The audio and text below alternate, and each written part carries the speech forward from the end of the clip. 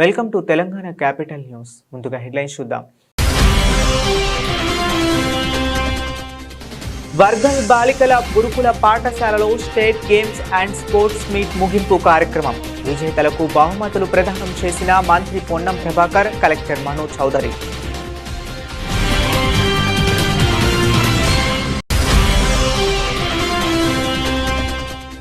మహాకుంభమేళా భారతదేశ భిన్నత్వంలో ఏకత్వాన్ని చాటి చెబుతుందన్న ఉత్తరప్రదేశ్ ఉప ముఖ్యమంత్రి. మహాకుంభ్ 2025లో పాల్గొనవలసిందిగా రాష్ట్ర ప్రజలకు పిలుపునిచ్చిన కేశవ ప్రసాద్ మౌర్య.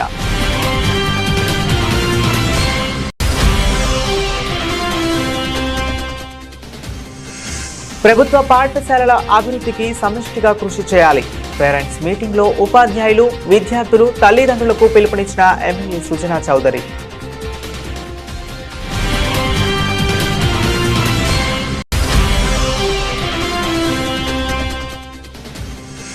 నారాయణరావుపేటలో కాంగ్రెస్ ప్రజాపాలన సంబరాలు. ఏడాదిలో పాలనలో సాధించిన విజయాలను, సంక్షేమ పథకాలను వివరించిన పూజల Harikrishna.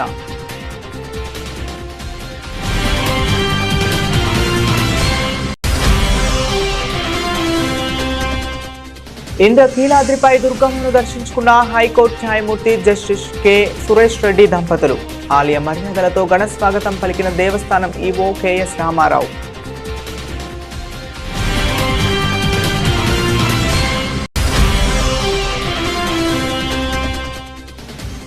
Luxettipet court junior civil judge Mohammed Asadullah Sharif ఆధ్వర్యంలో న్యాయ విజ్ఞాన సదస్సు. విద్యార్థుల చట్టాలపై అవగాహన పెంచుకోవాలని సూచన.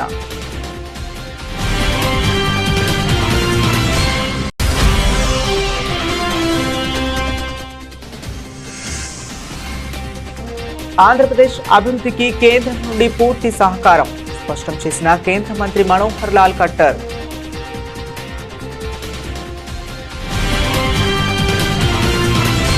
ఇక డీటెయిల్స్ లోకి వెళితే, సిద్దిపేట జిల్లా వర్గల్ మహాత్మా జ్యోతిరావు పూలే బాలికల గురుకుల పాఠశాలలో state games and sports meet ముగింపు కార్యక్రమంలో మంత్రి పొన్నం ప్రభాకర్, కలెక్టర్ మనోజ్ చౌదరి పాల్గొన్నారు. వివిధ విభాగాల్లో గెలిచిన విజేతలకు బహుమతులు ప్రదానం చేశారు. ఈ సందర్భంగా మాట్లాడుతూ, తెలంగాణ వ్యాప్తంగా అమ్మ ఆదర్శ పాఠశాల 25,000 స్కూళ్లకి 1,100 కోట్ల రూపాయలతో మౌలిక సదుపాయాలు కల్పించినట్లు తెలిపారు. మర్యాదగా చెప్తాం, మీరు చేయాల్సిన బాధ్యతను గుర్తు చేస్తున్నాం. లేకపోయేదంటే అక్కడ నుంచి బదిలీ చేస్తాం కావచ్చు. దాని తర్వాత కూడా మళ్ళీ అక్కడనే కంటిన్యూ అయితే మంచి ఇంటికి పంపించి ఇంటికాడ కూర్చోబెడతాం తప్ప మీ ద్వారా పిల్లలను వేధింపానికి గురి అయితే మాత్రం ఊరుకునేది లేదు అనే మాట యావత్ సిబ్బందికి తెలియజేస్తా ఉన్నా. ఎవరిపైనా వ్యక్తిగతంగా కక్షలే, కానీ మీపై విశ్వాసం ఉండి, ప్రభుత్వంపై విశ్వాసం ఉండి తల్లిదండ్రులు వదిలి పిల్లలు ఇక్కడికి వస్తే వాళ్ళ పట్ల నిర్లక్ష్యంగా వ్యవహరించి ఫుడ్ పాయిజన్ కానీ ఇతరత్ర ఏదైనా ఆరోగ్యం బాగలేనప్పుడు సరిగా చూడకపోతే సంబంధిత అధికారి పైన చర్యలు ఉంటాయనేటువంటి మాట కూడా ఇది ప్రభుత్వ ఆదేశం. అందరూ కూడా బాధ్యతగా వ్యవహరించాలని కోరుతా ఉన్నాం. ఇది ఎవరి మీద నిర్బంధం కాదు, మీ బాధ్యత.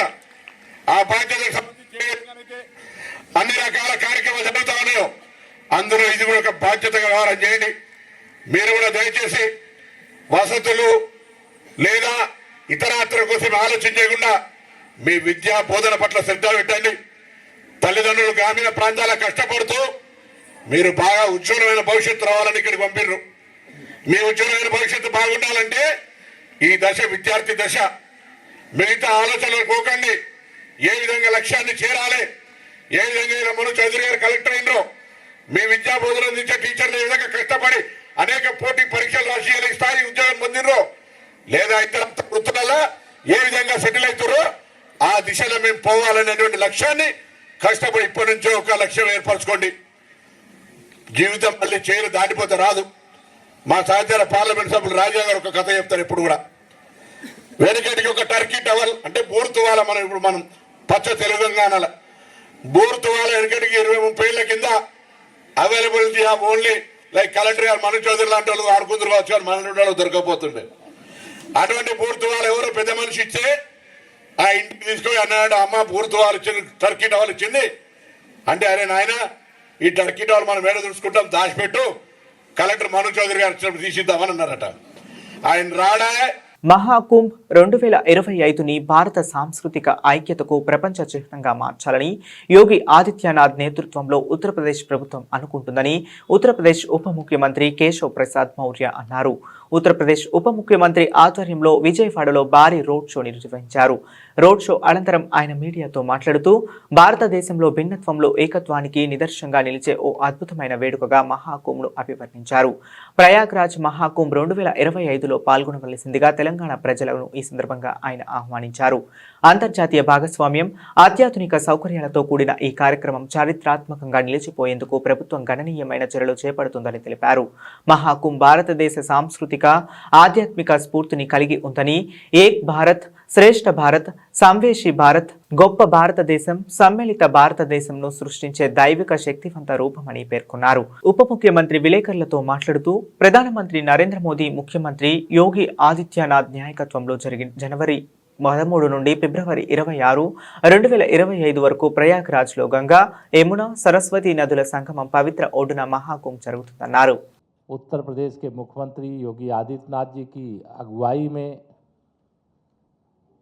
जो तैयारियां कुंभ मेले को लेकर के चल रही हैं, उसके संबंध में देश के सभी राज्यों को निमंत्रित करने के लिए उत्तर प्रदेश सरकार की ओर से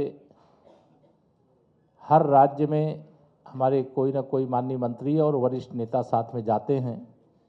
उसी क्रम में हमारे भारतीय जनता पार्टी के वरिष्ठ नेता भी हैं, पूर्व कैबिनेट मंत्री हैं, वर्तमान एमएलए,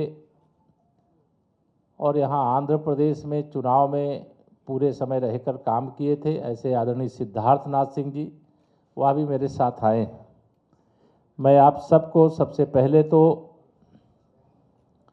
हर हर गंगे, गंगा मैया की जय के साथ हर हर महादेव करते हुए, जय श्री राम करते हुए, जो प्रयागराज का कुंभ है उसके संबंध में सबसे पहले तो आपको मैं बता दूं, अभी जब मैं आपके बीच में आया हूं तो आंध्र प्रदेश के मुख्यमंत्री श्री चंद्रबाबू नायडू जी को, उनके परिवार को और आंध्र प्रदेश के प्रत्येक परिवार को प्रयागराज के कुंभ मेले में आने का निमंत्रण देकर के आया हूं, और उनके साथ साथ मैं आप सभी पत्रकार मित्रों को भी सादर निमंत्रित कर रहा हूं कि आप सब लोग भी प्रयागराज के कुंभ में आवें, और जो प्रदेश की जनता है, जो श्रद्धालुगण हैं, वह भी आवें।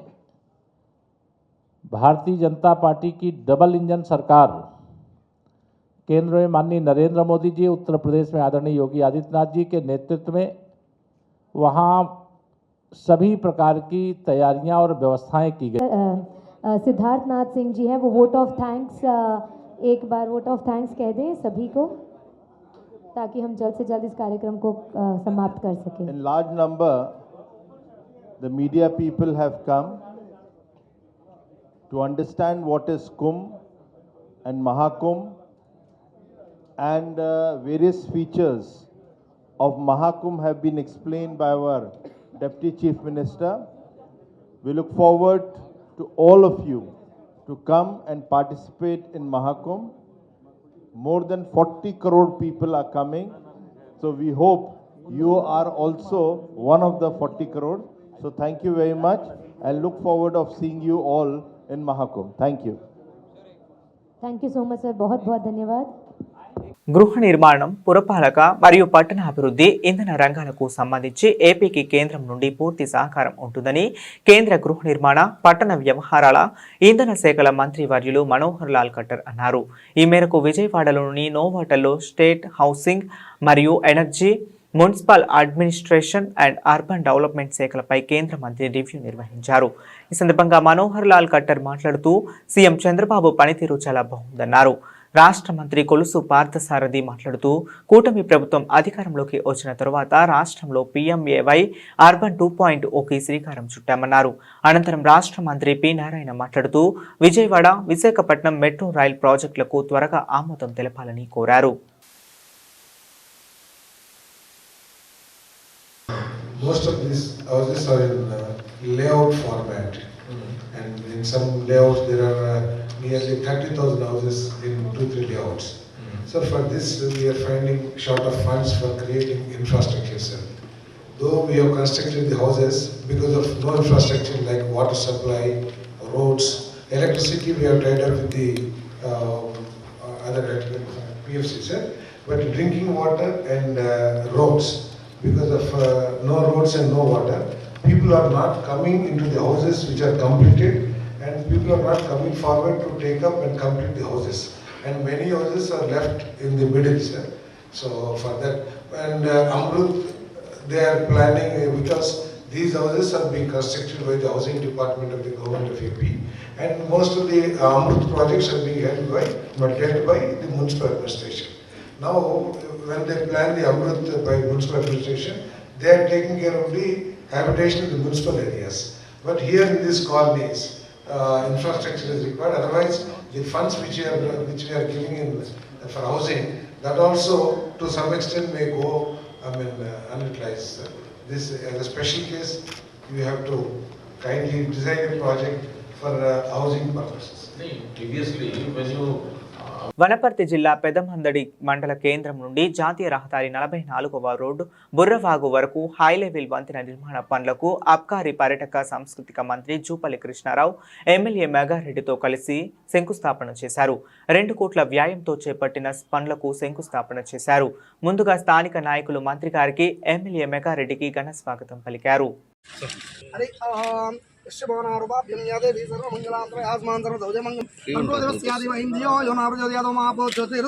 అమృతం బ్రహ్మభోర్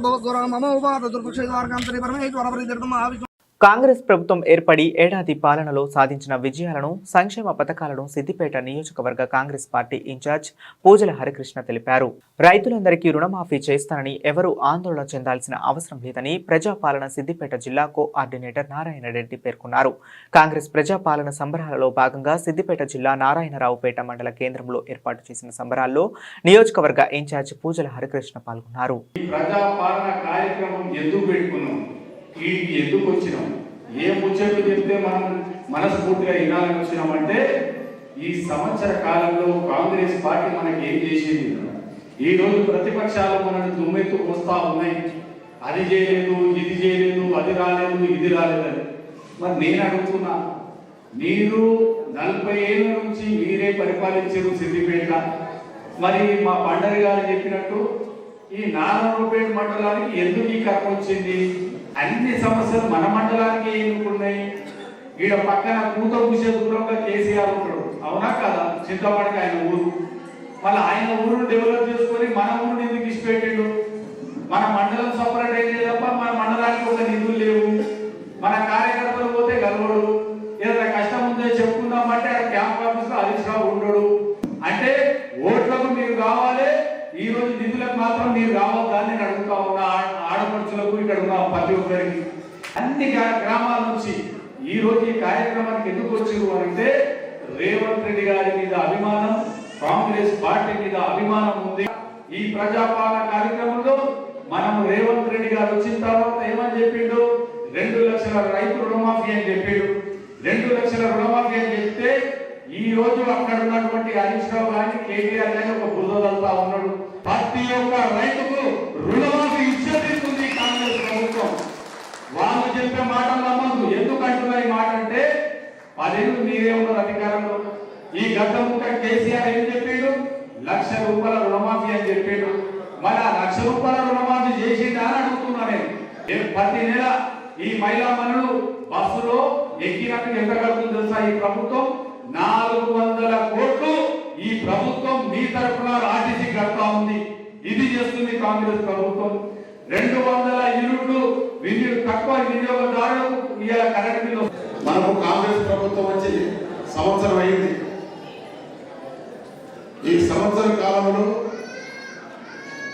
అన్ని విజయాలు చేసినటువంటి ప్రజలే నా దేవుడు, వారి కోసం సేవ చేయాలని, వారికి చేయాలనే లక్ష్యంగా ఏది ఏమైనప్పుడు కూడా ప్రభుత్వం ఖజానా దివాలా చేసినటువంటి కేసీఆర్ వారి కుటుంబం మొత్తం దుర్వినియోగం చేసి అప్రమాలు చేసి వాళ్ళ స్వలాభం కోసం డబ్బులు సంపాదించి ఈనాడు మన ప్రభుత్వ ఖజానాను దివాలా తీసినటువంటి కేసీఆర్ నాయుడు కోసం ఎంతో మంది అమరులైనారు.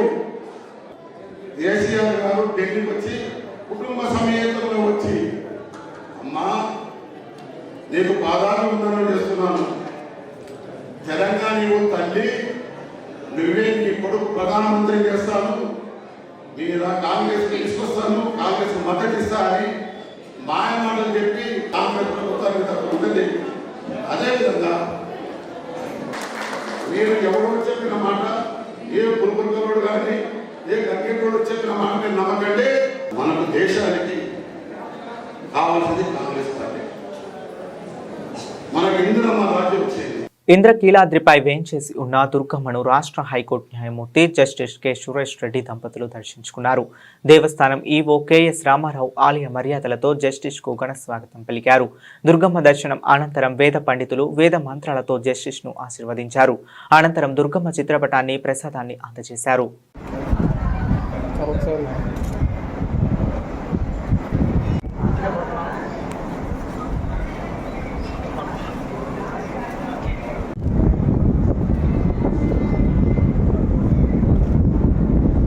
కుత్బుల్లాపూర్ ఎస్ఆర్ఓ కార్యాలయంలో ఫేక్ డాక్యుమెంట్లతో మల్లంపేట నుంచి వచ్చి ఇతరులకు రిజిస్ట్రేషన్ చేస్తుండగా సబ్ రిజిస్టర్ పట్టుకున్నారు. మల్లంపేట వెంచర్లో 200 గజాల స్థలంను ఆంధ్ర నుంచి వచ్చి ఇక్కడ విక్రయిస్తున్నట్లు అనుమానం వచ్చిన వారిని అడగగా సదరు వ్యక్తులు తడబడ్డారు. దీంతో డాక్యుమెంట్ పరిశీలించగా అది ఫేక్ డాక్యుమెంట్ అని సబ్ రిజిస్టర్ తేల్చారు. వెంటనే అక్కడి నుండి 2 సాక్షులు పరారయ్యారు. కొనేవారిని అమ్మేవారిని ఇరువురిని ఆఫీసులో కూర్చోబెట్టి ఎస్ఆర్ఓ సూరారం పోలీసులకు సమాచారం ఇచ్చారు. మాకు కుత్బుల్లాపూర్ సబ్ రిజిస్టర్ గారైన అశోక్ గారు మాకు సమాచారం ఇచ్చారు. ఆ సమాచారం ఏమనగా మల్లంపేటలో గ్రామంలో ఉన్న ఒక 200 గజాల భూమిని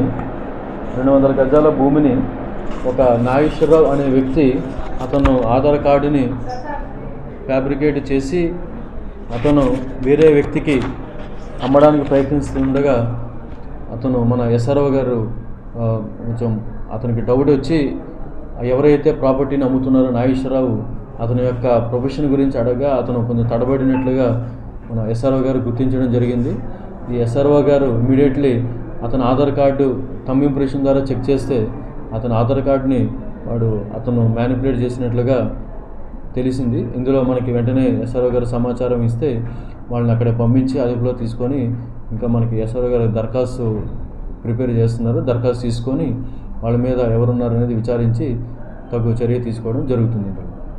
మే పర్సన్ నాగేశ్వరరావు ఇతను శ్రీనివాసరావు అనే వ్యక్తికి అమ్ముతుండగా ఎస్ఆర్ఓ గారికి అనుమానం వచ్చి విచారిస్తే ఈ విషయం బయటకు వచ్చింది. ఇందులో మనం కేసు నమోదు చేసి దర్యాప్తు చేసి ఇందులో ఎవరున్నారనేది విచారించి తగు చర్య తీసుకుంటాం. చేసినట్టు ఇప్పటి వరకు మాకు ఎటువంటి సమాచారం లేదు. అది ఇప్పుడు కేసు నమోదు చేసినాక దర్యాప్తులో ఈ విషయాలన్నీ కూడా బయటపడుతుంది. పార్టీ కోసం పనిచేసిన సామాన్య కార్యకర్తలను సైతం గుర్తించే ఏకైక పార్టీ తెలుగుదేశం పార్టీ అని డిప్యూటీ స్పీకర్ రఘురామకృష్ణంరాజు తెలిపారు. పార్టీ కోసం నిరంతరం కృషి చేసే వారికి ఉన్నత పదవులు వాటి అంతటా అవే వచ్చి అలంకరిస్తాయని అన్నారు. బందర్ రోడ్ అమరావతి కన్వెన్షన్ హాల్లో Andhra Pradesh buildings under construction advisory committee Gottumukkala Raghuramaraju బాధ్యతలు స్వీకరించిన సందర్భంగా అభినందన సభ జరిగింది. ఈ కార్యక్రమానికి ప్రత్యేక అతిథిగా అసెంబ్లీ డిప్యూటీ స్పీకర్ రఘురామకృష్ణంరాజు ఇచ్చేశారు. ఈ సందర్భంగా ఆయన మాట్లాడుతూ పార్టీ కష్టకాలంలో ఉన్నప్పుడు అప్పట్లో అధికారంలో ఉన్న వైసీపీ పార్టీ చేసిన తప్పులను ఎత్తి చూపిన వాటిని ప్రజల్లోకి తీసుకువెళ్లడం రఘురామరాజు ముందంజలో ఉన్నారన్నారు. ఎన్డీఏ అధికారంలోకి వచ్చిన తరువాత పార్టీ కోసం పనిచేసిన వారందరినీ గౌరవించి సముచితులైన పదవులు కేటాయించిన పార్టీ ఒక తెలుగుదేశం పార్టీ మాత్రమే అన్నారు. కార్మికుల సంక్షేమం కోసం రఘురామరాజు చిత్తశుద్ధితో పనిచేయాలని సూచించారు. అనంతరం విజయవాడ పార్లమెంట్ సభ్యులు కేసినేని శివనాథ్ మాట్లాడుతూ అసంఘటిత కార్మికులుగా ఉన్న వారి సంక్షేమం అభివృద్ధి కోసం త్రికరణ శుద్ధితో పనిచేయాలని సూచించారు. ప్రియతమ ముఖ్యమంత్రి నారా చంద్రబాబు నాయుడు గారి ఆశీస్సులతో అదేవిధంగా నారా లోకేష్ గారి నాయకత్వంలో ఈరోజు నాకు కూటమి ప్రభుత్వం ఎన్డీఏ ప్రభుత్వం నాకు building and other construction workers సంబంధించి అడ్వైజరీ కమిటీకి చైర్మన్గా నియమించినందుకు వాళ్ళకి ధన్యవాదాలు తెలియజేస్తా ఉన్నా. రాబోయేటువంటి రోజుల్లో భవన నిర్మాణ కార్మికుల సంక్షేమం కోసం ఏదైనా అమలు చేయాలి, ఏదైనా పథకాలు అమలు చేయాలనే అంశంలో ఒక సుదీర్ఘ కసరత్తు చేసి అవసరమైతే లోకేష్ గారు మాకు చెప్పింది ఏంటంటే ఇతర రాష్ట్రాల మొత్తాన్ని కూడా అధ్యయనం చేసి భారతదేశంలో ఏ రాష్ట్రంలో లేని విధంగా భవన నిర్మాణ సంక్షేమం ఈ రాష్ట్రం జరగాలని చెప్పి లోకేష్ గారు మాకు చెప్పడం జరిగింది. కాబట్టి త్వరలోనే నేషనల్ కన్స్ట్రక్షన్ అకాడమీని కూడా సందర్శించబోతా ఉన్నాం అఫీషియల్గా. అవన్నీ కూడా నేషనల్ కన్స్ట్రక్షన్ అకాడమీని కూడా మన విజయవాడలో నెలకొల్పుతున్న సందర్భంగా తెలియజేస్తూ రాబోయేటువంటి రోజుల్లో భవన నిర్మాణ కార్మికుల సంక్షేమం కోసం ఈ ప్రభుత్వం కట్టుబడి ఉంది. వాళ్ళ సంక్షేమం గతంలో ఏ విధంగా అయితే 12-14 మెమో ఇచ్చి ఆపేసారు అవన్నీ కూడా తిరిగి తీసుకొస్తామని చెప్పి తెలియజేస్తూ భవన నిర్మాణ కార్మికుల కోసం కట్టుబడి తెలియజేస్తాం. గతంలో ఏదైతే జగన్ ప్రభుత్వం నిధులు దిగితే 2,000 కోట్ల రూపాయల నిధులు మళ్లించడం జరిగింది. అవన్నీ కూడా తిరిగి తీసుకురావడం కోసం ప్రయత్నం చేస్తాం. 100% ఈ రాష్ట్రంలో ఉన్నటువంటి ఒక్క భవన నిర్మాణ కార్మికుడికి అన్యాయం జరిగినా మేము అండగా ఉంటాం. ప్రతి ఒక్కరికి న్యాయం జరిగే విధంగా కృషి చేస్తాం. మంచిర్యాల జిల్లా జన్నారంలోని రాఘవేంద్ర లిటిల్ హార్ట్స్ పాఠశాలలో Luxettipet court junior civil judge Mohammed Asadullah Sharif ఆధ్వర్యంలో న్యాయ విజ్ఞాన సదస్సు ఏర్పాటు చేశారు. ఈ సందర్భంగా జడ్జ్ మాట్లాడుతూ విద్యార్థులు చట్టాలపై అవగాహన పెంచుకోవాలి. సెల్ ఫోన్లో మంచి ఉంది, చెడు ఉంది. మనం చెడును వదిలి మంచి మాత్రమే గ్రహించాలి అన్నారు. సెల్ ఫోన్పై సమయం వేస్ట్ చేసే బదులు ఆటలు చదువుపై దృష్టి సారించాలని సూచించారు. యువత గంజాయి మత్తు పదార్థాల వినియోగంకు దూరంగా ఉండాలని కోరారు. But how you use it will determine a lot. And please also understand that whatever data is there, that data cannot be deleted. మీరు అనుకోవచ్చు అది డిలీట్ చేస్తాము. వాట్సాప్ లో V1 అని మీరు ఫోటో పంపించినా దాన్ని స్క్రీన్ షాట్ తీయగలమా? It cannot be taken. అది వైట్ స్క్రీన్ వచ్చేస్తుంది స్క్రీన్ షాట్ తీసుకుంటే. కానీ what if I take another phone and take a picture of this, ఇంకొక ఫోన్ తీసుకొని ఈ స్క్రీన్ ఫోటో తీసుకుంటే అది ఉండిపోతుంది. That is possible. ఇన్స్టాగ్రామ్ లో కూడా ఒకవేళ ఫోటో బాంబ్స్ ఉన్నాయి, అది కూడా స్క్రీన్ షాట్ తీసుకోగలరు. కానీ even that data will remain. So whatever data you are sending, it will always remain. ఒక ఫోన్ ని దాంట్లో ఒక ఫోటోస్ ఉన్నాయంటే దాన్ని ఒకవేళ మీరు విరగొట్టి దాన్ని కాల్ చేసిన తర్వాత కూడా ఆ మెమొరీ నుంచి డేటా రికవర్ చేయడం 5 నిమిషాల పని. సో మీరు ఎవరికి ఏ మెసేజ్ చేస్తున్నారు, ఎవరికి ఏ ఫోటో పంపిస్తున్నారు, you have to be very careful. నేను ఫోన్లు వాడద్దు అని చెప్పను. చాలా మంది చెప్తారేమో టీచర్స్, కానీ నేను చెప్పను. ఎందుకంటే ఫోన్లు వాడితే దానికి అడ్వాంటేజెస్ కూడా ఉన్నాయి. మీరు యూట్యూబ్ లో ఒకవేళ మంచి వీడియోస్, ఎడ్యుకేషనల్ వీడియోస్ చూస్తే దానికి కూడా అడ్వాంటేజెస్ చాలా ఉన్నాయి. You should be aware. ఒక ఫోన్ ఎలా నడుస్తుంది, సోషల్ మీడియా ఎలా నడుస్తుందని ఆ జ్ఞానం కూడా మీకు ఉండాలి. కానీ మీరు ఏం చేస్తున్నారో అది ఆలోచించండి. మీరు ఇప్పుడు తెలియక ఒక తప్పు పని చేయొచ్చు. Especially girls, you might send a picture, normal picture, కానీ ఏఐతో మార్ఫింగ్ చేయడం, ఎడిట్ చేయడం ఎంత ఈజీ. చాట్ జీపీటీ యూజ్ చేశారు ఎవరైనా? No. Install chat GPT. Very good. One person is raising the hand. Very good. Install chat GPT. Do you know what chat GPT is? No. During software. ఒక పని చేయండి, ఈ రోజే మీరు వెళ్తారు కదా, ఫోన్ అంటే మీ దగ్గర అయితే సొంతంగా ఫోన్ ఉండకపోవచ్చు, మీ ఇంట్లో వాళ్ళకి ఉంటుంది కదా. వెళ్ళి ప్లే స్టోర్ అయినా లేకుంటే అక్కడికి వెళ్ళి please install the software chat GPT. Okay, you ask that software anything, it will reply and it will help you a lot in learning things. ఏ కాన్సెప్ట్ అయినా. You can even ask it to write songs. You can even ask it to write poems. It will write original. You can even ask it to create pictures, videos. It will create. So use these things, right? I think it's about to rain, so I'll just conclude with one last thing. Please be careful with social media. Quthbullapur నియోజకవర్గంలోని RMP డాక్టర్లపై medical council వేధింపుల నుండి రక్షించడానికి అంటూ Medchal DCP కోటిరెడ్డికి వినతి పత్రం అందించడం జరిగింది. తాము వారికి సహకరించిన మమ్మల్ని పేషెంట్ల ముందు ఇష్టం వచ్చినట్లు దూషించడం జరిగిందన్నారు. తమ దగ్గర ఉన్న చెతస్కోప్లు, సామాన్లు అన్ని వెతుక్కోవటం జరుగుతుందని, రాష్ట్రంలో నిరుద్యోగం పెరుగుతుంది. ఇలాంటి దాడులు చేయటం వల్ల కాస్త తాము ఆర్ఎంపీగా సేవలు పేద ప్రజలకు అందిస్తున్నామని, మీ మీదైనా తప్పు చేస్తే మమ్మల్ని శిక్షించండి తప్ప ఇలాంటి దాడులు చేయవద్దని అన్నారు. తెలంగాణ మెడికల్ కౌన్సిలింగ్ వాళ్ళు ఏది దాడులు చేస్తున్నారో దానికి దాడులే కాకుండా మా మీద వల్గర్గా మాట్లాడుకుంటా మా డాక్టర్ల మీద మా వస్తువులను తీసుకెళ్తున్నారు. కాబట్టి దాని మీద ఇలా డీసీపీ గారితో కలవడం జరిగింది. డీసీపీ గారికి కూడా వాళ్ళ మీద మేము కంప్లైంట్ ఇవ్వడం జరిగింది. సార్ కూడా మాకు నేను చూస్తాను, ఎక్కడ వరకు డీవియేషన్ ఎక్కడ ఉందో మీరు చూసి నేను వాళ్ళతో కూడా మాట్లాడతానని చెప్పడం జరిగింది. కలెక్టర్ గారి దగ్గర కూడా తీసుకెళ్తానని చెప్పడం జరిగింది. కాబట్టి మా సార్ కూడా ధన్యవాదాలు. ఇదే విధంగా ఏదైతే మెడికల్ కౌన్సిలింగ్ వాళ్ళు చేస్తున్నారో దాడులు, వాళ్ళకి మేము సహకరిస్తాం. వాళ్ళు మమ్మల్ని అడిగి మాకు ఇది చేస్తే మేము సహకరిస్తాం. కానీ డైరెక్ట్ రావడం, క్లినిక్ల లోపల డోర్ పెట్టుకొని మేము ఏదో దొంగలు లంగల్లాగా మమ్మల్ని క్రియేట్ చేయడం, ఫేక్ డాక్టర్, దొంగ డాక్టర్లు అనే పదం వాడడం అనేది మాకు కొద్దిగా హట్ అవుతున్నాం. కాబట్టి మేము కూడా గతంలో 50 సంవత్సరాల నుంచి ప్రాక్టీస్ చేస్తున్నాం. బీద ప్రజల వరకు మేము సేవ చేసే వాళ్ళం. కాబట్టి మమ్మలను మీరు ఇంతవరకు దొంగ డాక్టర్లు అన్నప్పుడు ఇంతవరకు సమాజమో మీరు మీ ఆత్మకే మీరు అడగవలసిన అవసరం ఉందని మెడికల్ కౌన్సిలింగ్ వాళ్ళకి ఈ సందర్భంగా తెలియజేస్తున్నాను. సార్, మీరు మా గురువులు, ఎంబీబీఎస్ డాక్టర్లు కాబట్టి మా గురువులుగానే మేము భావిస్తాం. కానీ మీరు గురువుతనాన్ని మీరు కాపాడుకుంటూ మమ్మలను మాకు ముందు నోటు ఇవ్వండి, మేము వస్తున్నాం, మీకు ఫస్ట్ ఎయిడ్ చేయండి అని చెప్పడం కానీ మమ్మల్ని దొంగ డాక్టర్ అనే పదాన్ని వాడడం అనేది చాలా మంచి పద్ధతి కాదు సార్. దీన్ని మా ఇంకొకటి ఇక్కడ ముఖ్య విషయం, మా యొక్క బీపీ ఆపరేటర్లు స్టెత్లను కూడా ఎత్తుకపోతున్నారు సార్. అది ఎంతవరకు సమంజసం సార్? అది తప్పు. అలాంటి చేయకండి. అలాంటి చేసి మమ్మల్ని భయభ్రాంతులు చేయాలంటే జరగదు. ఎందుకంటే ఇప్పుడే రాష్ట్రంలో ఎంతో నిరుద్యోగ సమస్య ఎంతో ఉంది. ఆ నిరుద్యోగ సమస్యను దూరం చేస్తాం. ఇప్పుడు మేము 50-60 వేల మంది ఉన్నాం రాష్ట్రంలో. అందరం నిరుద్యోగులం అయితే ఎంత ఇబ్బంది ఉంటుందో చెప్పండి. కాబట్టి ఒక పద్ధతి ప్రకారం మీరు చెప్పండి, ఒక పద్ధతి చేయండి. రావడం, హంగామా చేయడం, మేము దొంగ డాక్టర్లం అనడం అనేది తప్ప.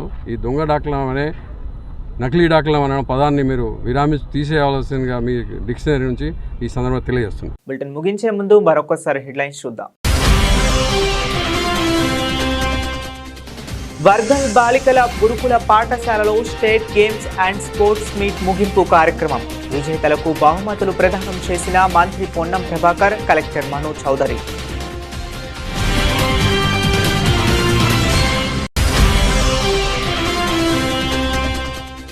మహాకుంభమేళా భారతదేశ భిన్నత్వంలో ఏకత్వాన్ని చాటి చెబుతుందన్న ఉత్తరప్రదేశ్ ఉప ముఖ్యమంత్రి.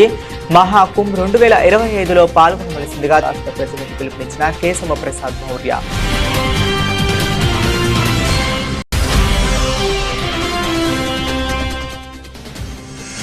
ప్రభుత్వ పాఠశాలల అభివృద్ధికి సమిష్టిగా కృషి చేయాలి. పేరెంట్స్ మీటింగ్లో ఉపాధ్యాయులు, విద్యార్థులు, తల్లిదండ్రులకు పిలుపునిచ్చిన ఎమ్మెల్యే సుజనా చౌదరి.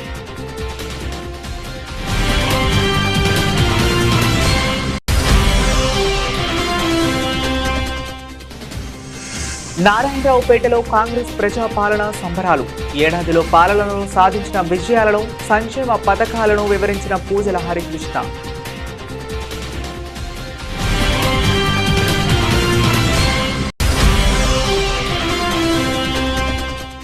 ఇంద్రకీలాద్రిపై దుర్గమ్మను దర్శించుకున్న హైకోర్టు న్యాయమూర్తి జస్టిస్ కె సురేష్ రెడ్డి దంపతులు.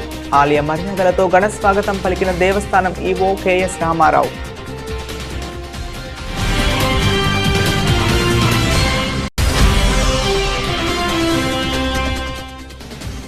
Luxettipet court junior civil judge Mohammed Asadullah Sharif ఆధ్వర్యంలో న్యాయ విజ్ఞాన సదస్సు.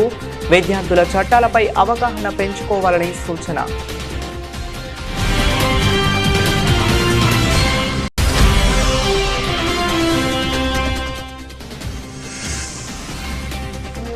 ఆంధ్రప్రదేశ్ అభివృద్ధికి కేంద్రం నుండి పూర్తి సహకారం స్పష్టం చేసిన కేంద్ర మంత్రి మనోహర్ లాల్ ఖట్టర్.